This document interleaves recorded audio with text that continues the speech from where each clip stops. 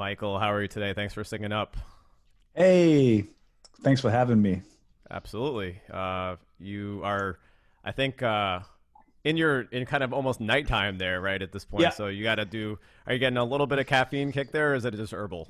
well, that's a good old green tea keeps me Okay. up, Just a and little bit then. just a Yeah. little, just a little bit. And we've got Well, a heat wave going on here in Denmark right now, so I'm like sweating. I opened the windows, but then mosquitoes will attack me, so it's oh like my a gosh.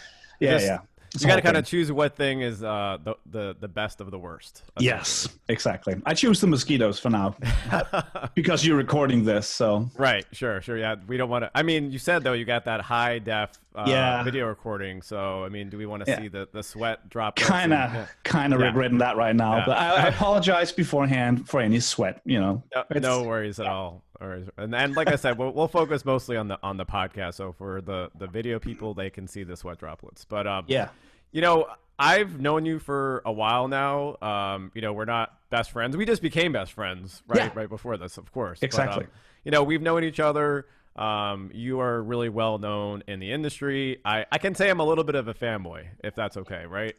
Stop it. No, man, it's I actually remember the first version of Pixel Resort, Wow, yeah, like the that's very very first version of that. And actually, when I watched one of your talks, and I'll reference it later, how to become a maker. I think it was oh something yeah, to, right, yeah, and it actually was fun to watch that because I saw the evolution of the Pixel Resort site, and the yeah, various little parts of that. So yeah, we'll link that up for folks. I also know you from RoboCat, yeah. and you guys were just like pumping out some amazing stuff. Outside was still one of my favorite weather apps of all time. I eventually built a weather app, but I think we all have built weather apps. You built like four of them at least, though, Yeah, right? everyone did. Like, Right. And then I mean, you went from the outside, which is we'll talk about sort of the old days, the skeuomorphic yeah, kind of design styles. But then you also did Haze, which is almost that iOS right, yeah, 7 post kind of skeuomorphic yeah, world. But you guys have always done, you've always done great work. It was really fun to see that stuff. You did, not even just the pure like digital design. I mean, you also had the sort of physical device that would hook in yeah. That's to the right. Yeah, iPhone. So I mean, you're like, wait a second, I did do all this stuff. yeah. It's pretty cool to have seen it all happen. You're doing a Didn't lot of do them great. alone, by the way. Like lots of Of other course. amazing people worked on Of those course. things. So No, I know. I yeah, actually always appreciate that. Like even at the end of your sort of one of your lessons is like do things with other people, and you've yeah, always been really gracious with that. And I'd say the same thing. I can't do what I do without a great team behind me. In fact, the fact that I actually have this exactly. time right now during the workday to Yeah, actually sit down with someone like yourself is because I have an awesome team. But recently, not that I don't see you doing cool things, you just had this article that absolutely got smashed right on almost yeah, every place that you kind of want to say, like the front page of Hacker News. yeah. You posted some stats on how many people were looking at it. The comeback of fun and visual design.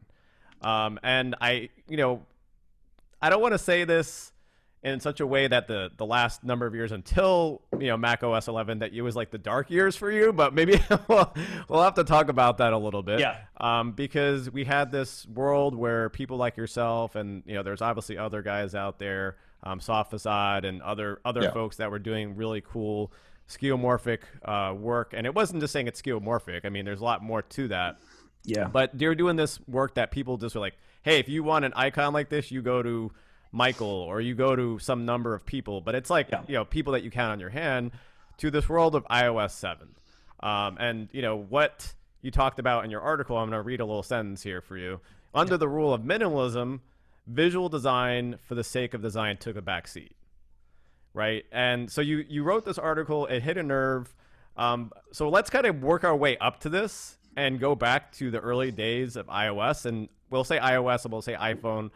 But really, Apple is just a company that's helped set the stage for a lot of design, right? I always would say Absolutely. Apple's the Yeah. best design company in the world. Whether or not that's still true today, that's a whole different conversation for another time. But I want you to kind of do a little bit of recall and recollection for me. What was it for Sure. you when the iOS and the iPhone was the only main game in town? What do you remember about those years? Well, I mean, you actually got to take a step back from that, even because I feel like the story starts before the iPhone was introduced. Like a good group of people had sort of collected in a forum called Mac Themes back in the day. Shout out to all the old Mac Themes people out there. So it was like a visual, like it was just a theming your Mac kind of thing, right? This was way before iPhones were even a thing. Just a bunch of people sitting around forums like a PHP BP board and posting, wallpapers and icon sets and all that sort of stuff. And I think for the most part, a lot of us doing that stuff was like, it was pretty obscure. Like visual design back then, like if you go back to 2004, 2005, 2006, it was like the web was a wild and crazy place, and we modded our interfaces on our Macs and on Windows for that matter. You got things before that as well, like remember modding Winamp and Winamp skins and things like that. Man. You're bringing up some times where I love that, but I also spent way too much time doing that on Winamp and on my Mac, thanks to people like you.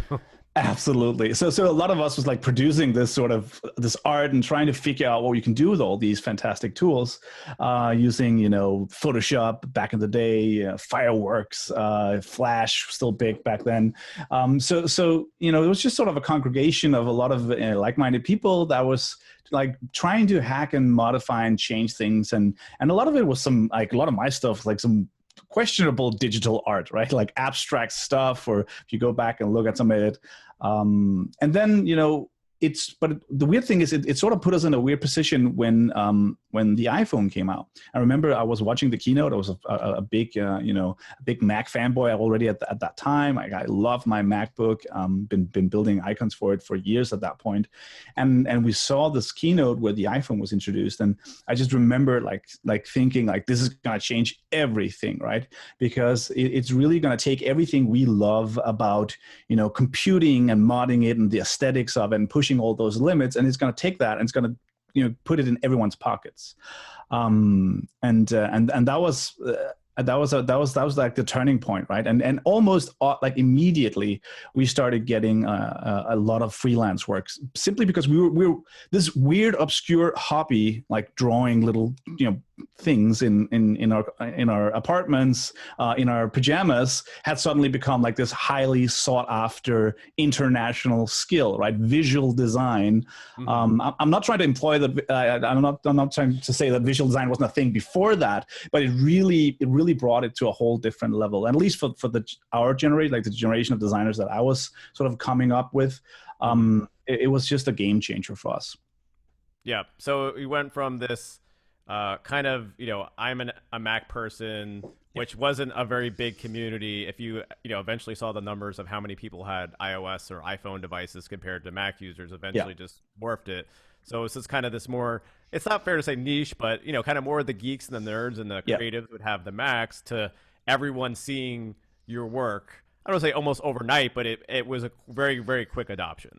It definitely was, yeah, and it was cool to be on the other side of that table, because all this, I had been working as a freelance designer for a couple of years back then, so I was like, we were uniquely equipped to take on that job of just helping all these indie developers that were sort of rising up, and we did a lot of work like on UI, and everything was sort of new back then, right? Because everyone was sort of finding their ground, and it had a little bit of that sort of web Wild West feeling where you could try out anything. There was of course rules for the UI, and there were some technical limitations with the number of pixels and everything, but we crammed everything into those pixels, and we tried to have narratives built into our UIs. There was just so many things going on there, explored with characters and sounds, and of course, like this later on all became known as like the skeuomorphic era, but that's more of a retrospective word. Like I don't feel like we didn't say it back then. We didn't use that word until iOS 7 came along. We didn't really say skeuomorphic, right? It was just called design. Right, it was called design. And then we had a number of years of that. So I think if we had the iPhone, and people don't remember, it was called iPhone OS, but the iPhone SDK 2008. Eventually we had 4 or 5 years of that. Not saying it didn't evolve that much, but then it was 2013, I believe, is when Yeah. we saw iOS 7 come out. And I think you're well documented on sort of your thoughts around iOS 7. But I want to really ask you a question, and let's not get too emotional together. But how did you feel when that actually came out? What did you feel as a designer? I think I felt what many designers at that time was feeling. So the numbers of designers were also growing at that time, right? And I remember actually seeing the keynote. I was road tripping through America at the time, and sort of stopping in at some random place and just watching it from a MacBook, and just seeing that the iOS 7 aesthetic being introduced. And I think there was a sense of disbelief at first, right? When you see something that's radically different. After, like, now, many years later, like I can reflect on that and have feelings on what I think it did right and what I think it did wrong, and but at the moment, like, there was like this sense of what, right? Like we've just built up this whole this institutional knowledge of figuring out how to play, infuse the products that we made with emotion and story and all that stuff.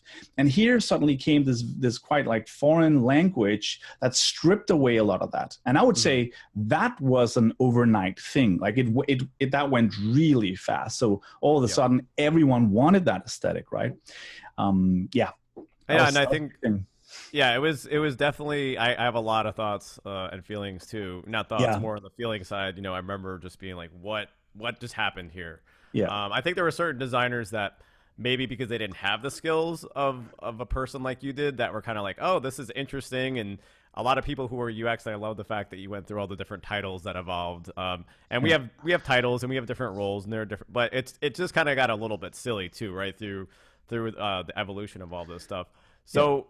The sense of feeling, I think what they're describing now in the new, human interface guidelines is like judicious expressiveness, right? Yeah. You're allowed to do that again with the introduction, which is actually really funny that they had to write that out. But it's like it's giving you some liberty, but not too much, right? Yeah. In sort of Mac OS 11. But do you feel like the things that we were all concerned about back in 2013? Of all apps kind of starting to look the same, did that actually come true? Was there a way to kind of stand out, from 2013 to now with that kind of design language?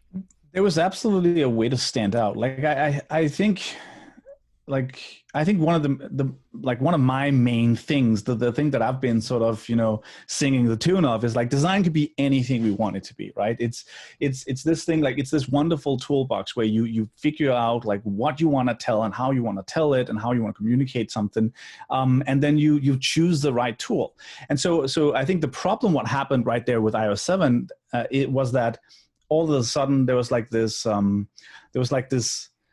this story emerging of evolving the interface, so that it was like a linear progression of like going from the old skeuomorphic days of like and then now we're evolving the interface, because the way that was packaged was actually the fact that people said like, hey, we needed skeuomorphism like to mimic real life objects in design, because touch interfaces was so new and people needed that that visual connection point. Yeah. And now we've evolved beyond that path. We don't need buttons anymore. People understand this new level of abstraction, right? And that was definitely an era of that, right? And if you've ever tried to see, your parents use an iPhone, that's not how humans relate to technology, right? That might be true in a very small bubble for some of us. And one of the downfalls of that was that all of a sudden it kind of became illegal and sort of frowned upon and looked down on, that you try to do anything else outside of that very rigid like minimalism, right? And that, I think that was a shame. That was like a case of like, I don't know if you have this saying in America, like throwing the baby out with the bathwater. Right. Yeah. Is that a thing? Yeah. Good. Yes. Yep. Because there was a lot of value in that, and in the experimentation, and in the wildness and all the fun. Well, that's sort of like one of my things, right? All the fun that came before that, and I think it was just taken too far to the other side of the spectrum. Yeah. On the other hand, I want to say to that story, not to like come off as someone who's like completely one-sided here. there's this danger when you talk to some of the old guys, right? Like me, like being like, oh, it's like just this old, Photoshop wizard with 10,000 hours of digital woodworking experience, Mhm. and he just Yeah. wants that to come back, right? But that's not really what I'm trying to say here. There was a lot of good that came out of that transition and that paradigm shift. Like design became more democratized in a way. I think it sort of lowered the bar. Visual design had become like at that point really like this crazy arms race of trying to Mhm. outdo each other on the craziness, the pixels and the theming. Yep. So I think there was something needed there. It was too bad that it was such a strong reaction. iOS 7 was like a counter reaction to the first couple of years of UI design, right? And it was too much. I think we realize that now, and people have realized that over the years. Yep. So we had Forstall right back in the what now everyone's saying is skeuomorphic, and Yeah. he was a Steve Jobs kind of protege, right? And who knows if Forstall was there long enough, maybe he would have came up and had sort of the Steve Jobs kind of role eventually, and it wouldn't have gone from Tim to Tim Cook. Yeah. Now Tim Cook's done a great job, but he's a different person, right? He's not a product guy.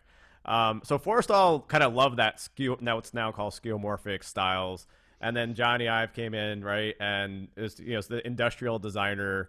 And do you think it was because of that we just saw the wiping out of that kind of? I mean, style, that's the word on the street, right? But but I think everyone knows that, and so I have to kind of put some more color to my commentary. Is that we know that from afar, Yeah. but is it really truly something you believe was the impetus for it? I think there is some similarities in that this sort of minimalist direction where everything evolves into the purest form, right?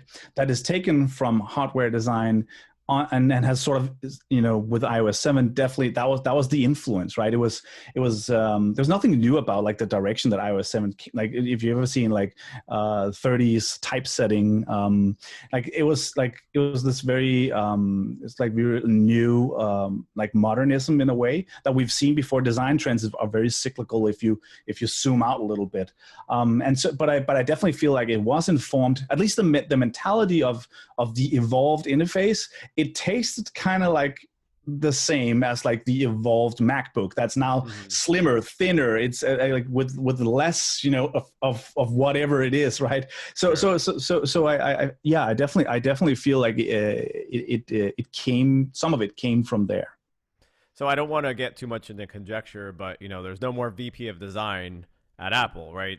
He's left since then, and that role hasn't kind of been replaced. Now we have Craig Federighi, who's the head of software. But who do you think is driven this change that we're seeing kind of come out with Big Sur? In your opinion, is this something that Craig has been a part of? Is it something that the designers, some other designer that we don't know in the halls, have been having conversations? How do we get to this point where we're coming back to a previous visual language? There's a lot of unsung heroes at Apple that don't get the stage time or the airtime that they deserve, and I don't know many. I'm just a designer from Denmark, from the other side of the world, right? But I know some of them, or some of them by name at least, and I think there's been a push towards this. I think this clash, and that's a really part of like the article that I've written, is like there's been this approaching sort of clash of minimalism and what I call fun in visual design, but what really is sort of like this more like the like having the heart in, like the heart in design, really like less about if like it being an effective medium communicating something, and more about it being like the humanities of like what Apple usually toots as one of their core values. So I think it's something that's been brewing for a long time, and I wouldn't dare to attribute it to one person or one direction. I think it's something that's like I've been on this for a bunch of years, not just because I'm longing for the old days, but this has been part of like my writing, and I've given quite a lot of talks and workshops about this. I'm working on a book actually celebrating app icon design, not just skeuomorphic stuff, like the story of it all, right? Plug appiconbook.com. Yes, and I actually think we have something that we did in the book. So now I have to explain that. If it's still in there, if you decided it didn't make it at the end, we'll just cry ourselves to sleep Yeah, tonight. yeah, yeah. No, Good. but no, absolutely Yeah. love So talking about that kind of that history, and we need someone to yeah, chronicle it. If it's not being chronicled, it kind of gets lost. yeah. But I want to kind of pop up to that a little bit more of a macro level with you, because again, we said it's yes, we're saying about iOS and we're talking about Mac and all these things, but Apple helps drive design trends. Absolutely. And I want to kind of get into something that I think I've seen and see if you maybe if you didn't think about this, if you agree or if you have other thoughts. But iOS 7 comes along, and this other company that isn't known for design up to that point, which is called Google, they to me it really had a lot of resurgence and became this much more design centric company. And it seemed almost like it was because they like that approach. They like that Yeah. kind of more minimal utility based approach. So did they actually give like one of their biggest competitors a leg up in the race by doing this iOS 7 approach? I think it's much bigger than that. Like I think it changed every. I mean, of course, you could take that position, but I think it was coming no matter what. It is a reaction to the design trend that came previously, and if Apple hadn't championed it, it would probably have risen up somehow from somewhere else. Like that's my take, at least. Apple was just as they are with many things, willing to bet everything on an idea, whereas Google has always come across as very data driven, right? We've all heard the stories of them testing like 50 shades of blue, right, to figure out like what people reacted to best. So it's two very different approaches to design in general, and it is interesting that Apple was the first ones to jump on this trend, but I'm not sure that it's surprising in a way. I feel like it was coming either way, and as I said, like there were some great things to come out of that, like the amount of I feel so old when I'm saying this, right? But the amount of designers that are here right now are way, like it's such a large and diverse and wonderful group of people working on all these different facets of it, and the tooling as well, like has changed a lot, right? We've got like, it's not just, I still work in Photoshop because I'm a Photoshop boy through and through. But I do a lot of template work and like a lot of that stuff from Apply Pixels. That's plug number 2 in just like 30 minutes. I'm sorry. I'll plug everything. Don't worry, you get a couple of minutes at the end too. So good. We'll Fair enough. Yes, But no, yes. but that wasn't actually my intention to plug. But the point is, like, I've gotten to work with a lot of the modern tools, and we do Figma and Sketch and XD resources, and so it's just been wonderful to see that evolve and for it to democratize design in a way. A lot more, like, it had gotten to a point where you really needed that 10,000 hours of digital woodworking in Photoshop to be a good visual designer, and I didn't like that direction either, right? So I think it was coming either way. Like that's what I'm trying to say. Like it was in the air. It was just too bad that with the same breath, we also canceled out like a lot of the experimentation, a lot of the fun, a lot of the other stuff that visual design can be. Mm-hmm. No, that's fair. I was taking it maybe a little bit different in terms of, did we give Google an edge because they didn't have that kind of skill set in there? But Sure, I think I get your point in the spirit of your comments. So go back kind of swinging to the what Apple's doing here. I think in your article you said that this new style is not neomorphism, which is also, it's really funny when people try to describe things when it's happening. Right, we shouldn't really do that. I think that's something where you look back and say, oh well, we tried to describe this thing before it really was a thing. How would you describe though, or define what's happening in Big Sur? I really dislike a lot of these labels. I also dislike skeuomorphism. I've ranted about this on a couple of different occasions as well. Like it's just such a poor, like, it's, if you wiki it, it's like taking like real life objects, right? I think something like mimicking real life objects in visual design. And depending on what glasses you put on, like almost all visual design, even flat visual design, is mimicking real life or objects. I mean, just because there's no shading on the hammer, it's still a hammer. Right. It's still skeuomorphism. So I feel like skeuomorphism as a term is kind of like, it's the best we got apparently, but it was a label that was slammed onto everything that was just, it had the slightest air of a theme. too heavy a drop shadow, skeuomorphism, too Yep. much of a like oh, you have lighting in there. Right before material design came out from Google, like that was some scuffle in the beginning. Like, is this skeuomorphism? Like, stop trying to label everything, right? And I have a particular thorn in the side of like neomorphism. Like this, everyone just has like this urge to call it something new. And I also think there's a generational thing where the generation also wants to like, this is our time now. Right, it's our time, it's our thing now. Yeah. So I would just say cool it with that, and the way that I describe it is really like it's more of it's a philosophical reversal to some of the parts that I liked more a lot from that initial phase of UI design on mobile. It's this it is this physicality, sure, we can say that, or dimensionality if you like, and if you want to call it skeuomorphism, fine. Like, I'm not going to call people out on that. I do that sometimes myself because I lack that better word, but I feel the philosophy of it is more like, hey, it's okay to have fun with this sort of stuff. It's okay. You're trying to invoke some sort of emotion or tell a story, and if you really, it's interesting because under sort of this rule of minimalism that I'm sort of calling it. It was all like, if there was even like one pixel there that shouldn't be there, like there was this idea that everything should be there for a reason, and that reason should be to communicate something, like get the user from A to B. It was about communicating something effectively, and I think that's a great like pillar of design. Like, everyone should strive for that. That's part of good visual design. You are trying to communicate something. It just really becomes a problem when it's the only pillar, right? It's the only thing, and not trying to, like, everything else kind of is almost forbidden. And so that's what I feel like this is why this is so interesting. People also like, okay, great. The Mac OS have already, that's one of the counterpoints I got to my article. Mac OS have always sort of had these sort of, let's call them skeuomorphic elements, right? That's been part of the Mac platform. And what I think is interesting, the counterpoint to that is that they took iOS before and made it flat. So that they had like this big redesign, and they went away from infusing their icons with this frivolous expression, the fun, right? The wood grain in the newsstand icon, or didn't need to be there, but it communicated like a little story, a little thing, right? And they took that and changed it. And with Mac OS, this is the big redesign. They've been working on this for a while now, right?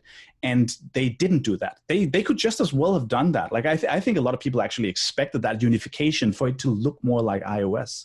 And so it's not the interesting part here is not that they've continued a trend, or even like they've doubled down on it, right? And they had the opportunity to go away from it, but suddenly we saw them, move in that direction. That's why I think it's so interesting, this redesign of Big Sur. And there's a lot of emotions around the specific execution, and you're going to get a lot of discussion around people who don't like the icons and whatnot. But for me, the interesting part is like the philosophical change of visual design, for it to be more, for it to be more okay to try to have fun, to have judicious expression, as they say in their HIG. Yep. So why did they start with Big Sur then? Why start there and not roll this out to iOS 14 at the same time?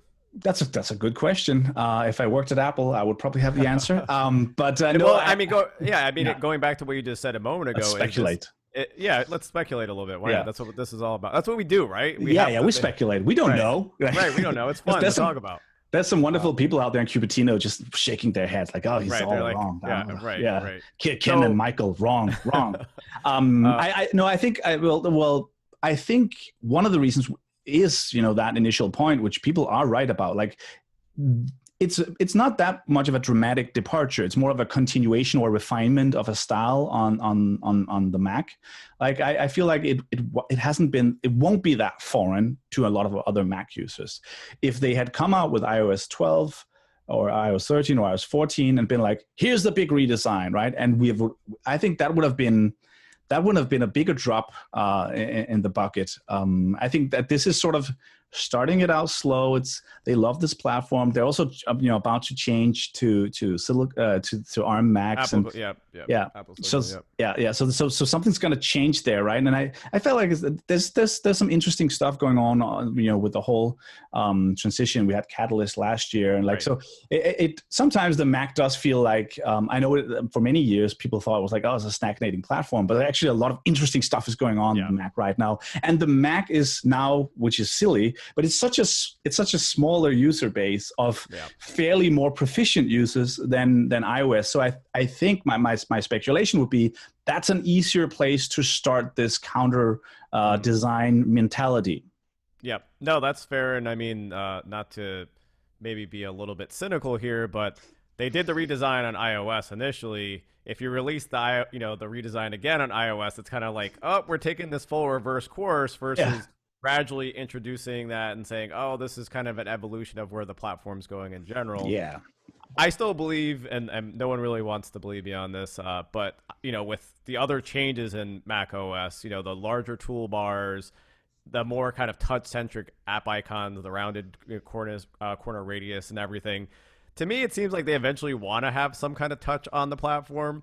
Again, you could say Craig Federighi said no, there won't ever be the same thing, but whether or not that was a number of years ago, they can reverse course on that again. It seems to me like they're setting it up for some of that. I mean, what are your thoughts on seeing the actual convergence, not from a design language, but where you can have these apps kind of move across everything? You could run a lot of apps now, right? They're going to run eventually on the Mac. So what do you see about all that? I think this is going to be this will be an interesting podcast or video to look at in 10 years, right? Us just sort of speculating about this because a lot of stuff is going on here right now. And sure, some convergence is definitely happening. Another important pointer is like the trackpad support on iPad OS, and generally just the direction that iPad OS is going in. The physicality like the little light emissions when you roll over the trackpad on the app icons there. Like I could definitely see that making it to the Mac, right? And so I think it'll be interesting to see where this goes. I believe them when they say that they're not trying to bring touch to the Mac right now. I think there's a lot of other stuff going on the Mac. As a UI designer, I feel like that is a whole can of worms that I would probably be very wary of opening up if I was part of that team. Sure. But yeah, it'll be interesting to see where this goes. Yeah. So you talked about kind of democratizing design, and one of the other pull quotes that I have here from your article is talking about a whole generation of designers who don't have the kind of skills and the experience that people like yourself have. Again, not saying, oh, Michael's up on a pedestal and no, please now don't. He's back. Now he's back. He's the only one that could do this kind of stuff, or people like him. But there are also a lot of people that have never used some of these tools. They don't have this backing and experience. What do you think about those designers? How do you get them to the place they need to be? And does a tool like Figma or Sketch actually work for those kinds of folks? And they push those tools, or those tools have to grow to meet the needs of, say, this new style? So I have to be very careful with what this is like. I was actually quite wary of writing that line. And in general, I was sort of like, this piece that I've been waiting 7 years to write, it's just like the tip of the iceberg of all the cumulative work I've done over the years, and that many other people have also been doing. And then I was afraid it would come back as sort of like a told you so dance, or like an aha, and I really don't want it to be taken that way. And I also, by that phrase, did not mean for any sort of oh, let's now the old guard is going to take over and show you kids how to do visual design, because I think that's bullshit. I think everyone can learn this, and I actually think I've seen I've followed a lot of great and upcoming artists over the years that have been also finding their own voice and championing this style. Free from this whole development. So I think it's a grassroots thing that's sort of been growing in the corners and in the dark for a long time.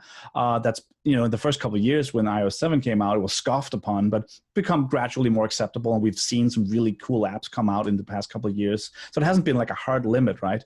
And to address your question, again, I have friends that work on some of these tools, and I'm very much like I've been a Photoshop user since the 90s, right? I use that tool because that's just like an extension of my arm. I do Photoshop workshops, and my YouTube is full of like tutorials of how to do this sort of stuff, right?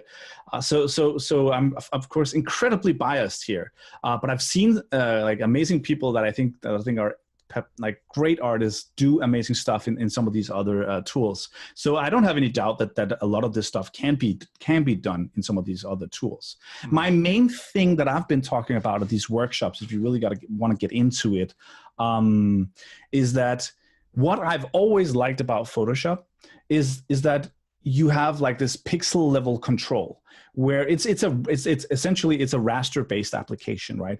And app icon design, contrary to what many people that are not, icon designers think, is actually a raster based activity. You are delivering very specific sizes. I know out there, listeners, that you can deliver like a PDF or an SVG or something like that, and some people do that, and that's perfectly fine. But for the majority of app icons, and I know this, I'm working on an app icon book, and I've gotten thousands of app icons from the past 10 years from all these wonderful studios and artists, and sort of gotten a good broad section of the art that's been made out there. And most of them are Photoshop files, and raster based, outputs. And so there is that. I do strongly believe that Photoshop has a leg up on some of these tools in that you just have more, blending modes, you have layer styles, you have way more control on the pixel level of how each icon is gonna look, right? And I think there's still some work to be done in some of these more vector-based applications that are they've primarily been designed around this idea of designing, interfaces, lots of artboards, a lot of, and they've got so many cool things in Sketch or Figma with like, symbols, and you have like it's made for creating design systems that are reusable, and you can collaborate across teams. But really, all that stuff doesn't really matter when you're doing, app icon design, because you're trying to like, particularly this style, you're trying to really, you're honing one thing versus working on a bunch of different things. Right? Exactly. Yeah. And so I think the tools are catching up, and the visual designers, like you just saw Dribble, like a week after the announcement, explode. I think this has been coming for a long time, and I think a lot of interface designers been curious about this sort of style for a long time, because it was sort of forbidden for a few years, right? It was like finding the old jewels in the sand of this archaeological dig and be like, oh, I wonder how you can do this in the tool that I use, right? Mm-hmm. And I've seen a lot of that over the years, and I've got a lot of emails asking like how to do Michael, how do you do shadows or lighting or whatever in this and that application? So it's definitely coming. I don't have a great worry that designers of this generation won't rise to meet this demand. I'm just so happy that it's now like, it's sort of been okayed in a way. Like it's like now. Yeah, I don't think the way that you've described it, which I really appreciate, and I also appreciate the way you kind of disclaimed all that stuff. You're saying, oh, but get off my lawn. We want to go back to the good old days. Yeah. You're saying that design should be fun. Yeah. It should have a variety of different styles, and that was kind of dictated for the past 7 years that only one style was okay, and now we're saying that multiple different styles and languages and design are okay again. And I think that's a simple version of kind of what you're trying to state here. So really appreciate the perspectives on that side. I want to kind of end with two things. And they're not directly related to what we just talked about, but we're both parents. And one of the things that I thought was really neat is that, you were inspired by, I believe, your oldest child, I think it's your son, to build something. And I would love to just hear about what it's like to be a dad that gets to build something for your child. It's amazing. Like my kid has just started school, but he thinks his dad has like the coolest job in the world, and like I'm just brimming with pride, right? It's interesting. Like I guess it's contextually relevant to this conversation. Like one thing that happened, or like a lot of my time right now is I still do, freelance app icon design and UI design and stuff like that, and for, other people's products and my own products. But most of my time is actually spent running a small game studio here in Copenhagen called Northplay. I think this was sort of what happened to some of us old guards, right? Is like interface design became boring because it wasn't really accepted, and there was no demand for the sort of stuff that we had been loved doing for a couple of years there, and sort of felt like that visual design went off on a cliff for a moment. It's not that I haven't done flat UI. I've done lots of that stuff as well, sure. but a lot of us fled to game design, game UI, because that's a place where there's just unequivocally for a long time, fun has been allowed. Fun is actually the primary goal of it all. Yep. And so while I've always, I started my career as a geek, as a gamer, right? I've always been fascinated by making games. Made games when I was a young teenager, and also when we ran our product development company Robocat, we made games as well, sort of an offside thing, and now I run Northplay, and we make that's the primary goal. We make entertainment products, and so that's amazing. One of our biggest clients is actually the national television here in Denmark, which my kid, just again reeling back to your question about my kid. Yep. He, of course, he's grown up with that, as have I. That's part of living in a small country. You watch the children's television there, and the next generation grow up to watch. It's sort of an institution almost, right? It's government funded, and so we've been working with them for the past couple of years on making some of these products. And my kid thinks it's the coolest, right? Because this is what he's watching in TV, and I get to we launched a game here. I actually think it's globally available. So you can check it out if you don't mind, listening to some Danish audio. But it's like a sandbox nature game where you can play with nature, and it's such a cool little concept for mobile, right? For Android and iOS. Yep. And I did the TV spots for it because I'm sort of a video geek, and they started airing while my son was actually sitting watching TV, and he had been testing the game for 6 months previous. Yep. He's in the credits, and he was running out and getting me, Dad, your game's on TV. It's amazing, getting to. I feel very privileged getting to work on these sort of things that my kids can relate to. Yep. And I feel like I didn't have that as much, not because I wasn't a parent back then, but I wouldn't have that as much if I only did apps. Right. I don't think my 6-year-old would be super interested in one of the many weather apps we did. Not trying to say No, I mean, I think the one that I had heard that you built was kind of focused on trains, right? And I think it was And I've had the same privilege of building things for my kids, and maybe not as if I showed them theirs, they'd be like, all right, well that one's better, Dad. But I've had the same privilege, and in fact, when you have the opening kind of splash experience on one of them, it actually has one of my kids saying the name of the app, and when they were younger. That's nice. So it's kind of fun things like that, and I agree that we have it a little bit easier maybe than certain parents with I was showing my son one of my sons this morning iOS 14, and he's like, hey, why is that music app icon red? And I was like, oh, that's the iOS 14 beta. Yeah. And he's like, tell me more about that. And they showed him widgets, and he was like, whoa, what's up with widgets? That's nice. So it's fun stuff there. I think the takeaway, we're going to run long, but I'm sure it'll be fine. I don't have we'll get approval. Your editing team is sweating in the background. but one of the best parenting things that I've learned is you want to make your kids you want to share your interests with them.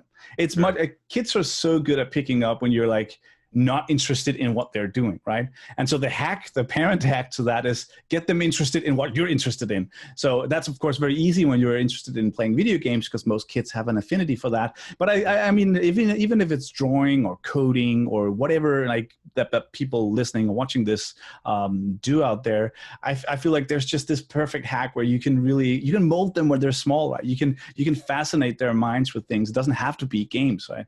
So that's been one of my greatest parenting techniques is just all the things that I love. I love reading comics. I love reading books. Like I love going out in the nature and doing things there. Like we did like metal detection this summer. I'm a bit of an amateur historian. Like constantly try to find ways to like sneak in your own interests. When they're older, they can think you're a silly, old dad. But for now, right now, you only have them in those few years, right? And just, absolutely.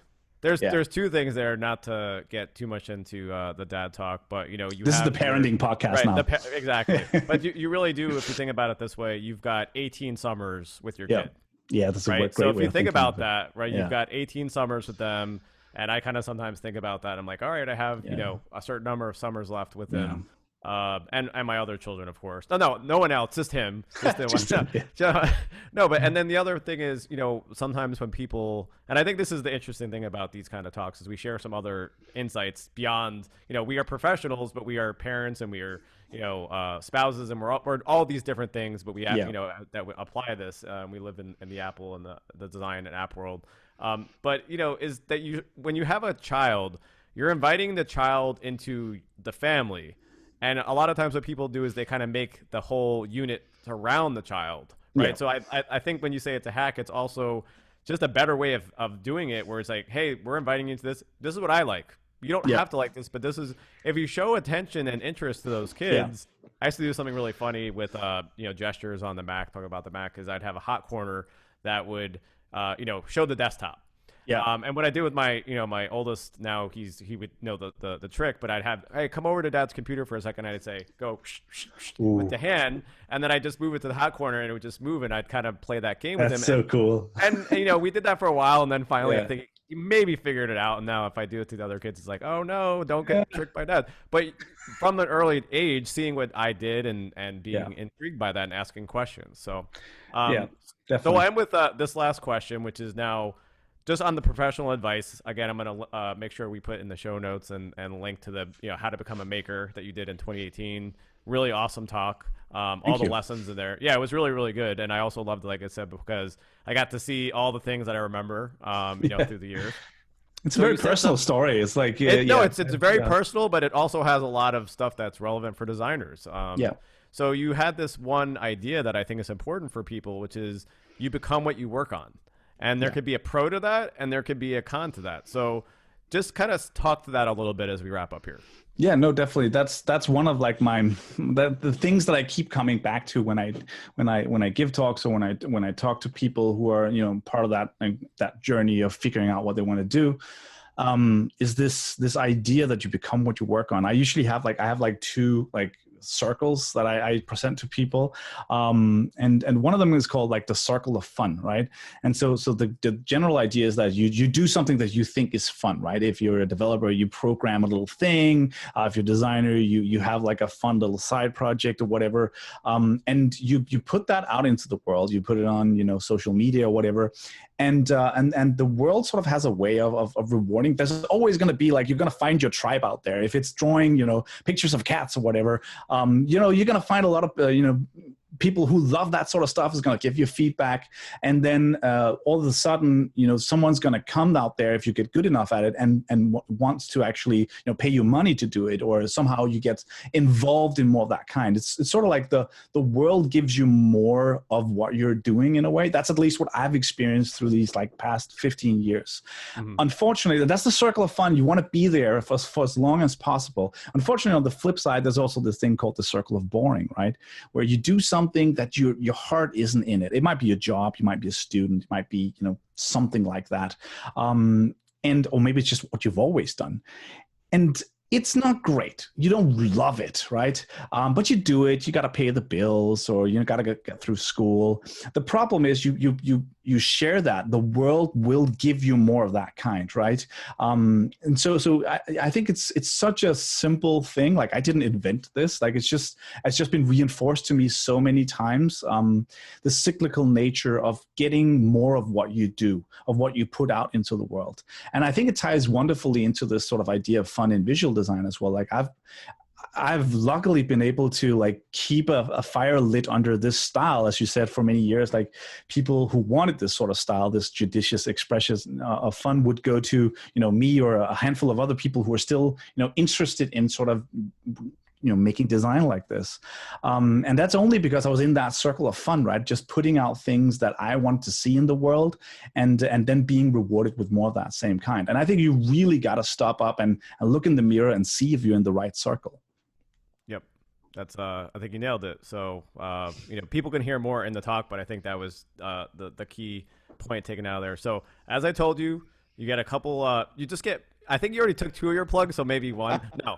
Tell us more about where we can check out what you're working on today, where we can follow you, all those kind of things. Yeah, I really got to get better at sort of creating more of an umbrella over these many different projects right now.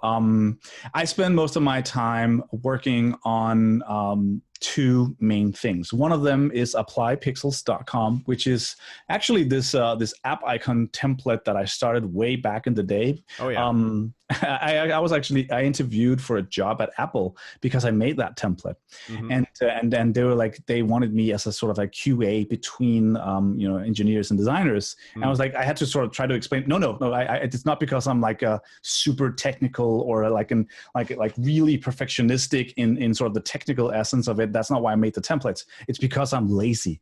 It's because I do this all the time, and I just want it to be right every time. So I made these templates, and they laughed at that, and then quickly ended the call.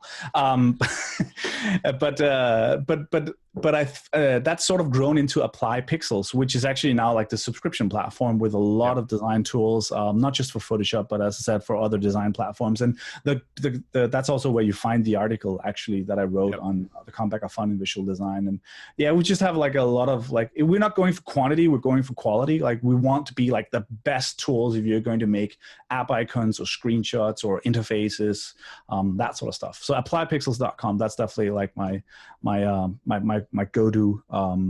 That's what I want to plug the most, because I feel like that's where people can. No, I mean the tools are amazing, and having again worked with you, like not just seeing your work, but gotten the chance to work with you, the level of detail and attention that you put into everything, you see it in Apply Pixels, and I think people could go check it out for themselves. They can make their own decision, but I think you'll quickly see that level of attention and TLC that you put into that stuff there. So that's one. Good. That's good. That's one. The other one is of course Northplay. I want to say to everyone that go play all our games. So you can of course just go to the App Store and search for Northplay. But it's also just northplay.co, and that has more of like what we're into right now. We make we make mobile games. That's sort of where we started. But we've transitioned into making console games. So we have a game out on the Switch. And another game coming out on the Switch hopefully later this year. That's amazing. So that's definitely where I spend a lot of my time. I guess the third plug is kind of like, I just want to elaborate. Like, go check out. I know that a lot of people have been waiting on this book for like 2 years since I first announced it. But the appiconbook.com is a project that I'm getting some help with from Jim Nilsson and Anders Bothman, and a lot of market, which is like a lot of people are just helping out, and we're trying to make this thing happen. We asked like, why isn't there a good coffee table book for this, this art that we've been discussing in this episode, right? Like you have it with logos, right? Those big beautiful tomes that people have lying on their homes. Like I love app icons way more than I love logos, and those two things are, by the way, very different. That's another rant.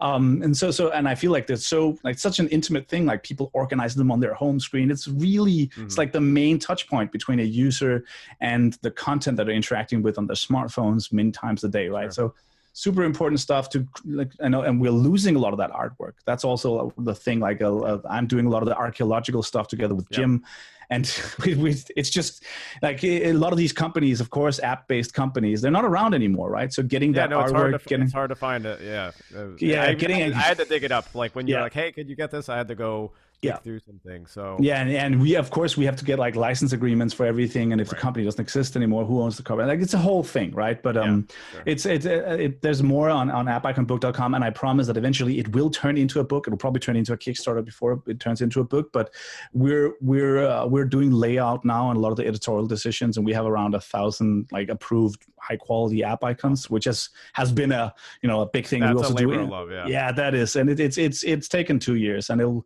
let's see if it won't take another year, but still working on that. But generally, people can check out what I do on flareup.co. Like that's my main site right now, and it has like tentacles out to many of the different projects that I I've was been gonna say, and involved in. your social profiles are all on there Yeah. as well, and we'll Yeah, make it's sure just we're my looking at last name for all of them. Yep. So it's just I told you you have a FLARUP. designer, a rock star designer name.